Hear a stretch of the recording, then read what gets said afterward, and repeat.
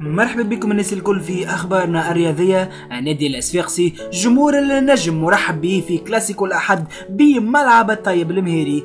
بعد طي صفحه مباراه امس ضد النجم الرياضي بالمتلوي، يشرع النادي الصفاقسي اليوم الجمعه في الاعداد لمباراه الجوله الخامسه من دور المجموعات لمسابقه الكاس الكافه القاريه التي ستجمع بالنجم الرياضي الساحلي يوم بعد غد الاحد بملعب الطيب المهيري انطلاقا من الساعة 5 مساء. هيئة السياسات تقوم بمساعي لدى الجهات الأمنية حاليا لتمكين جمهور النجم الرياضي الساحلي من تسجيل حضوره بأعداد محترمة في هذا الكلاسيكو، وذلك بمبدأ المعاملة بالمثل. تجدر الإشارة أن جمهور السياسات سجل حضوره بأعداد محترمة هو الآخر في مباراة الذهاب بالملعب الأولمبي بسوسة. إن شاء الله ديما نشوفوا الحاجات هذه موجودة في تونس.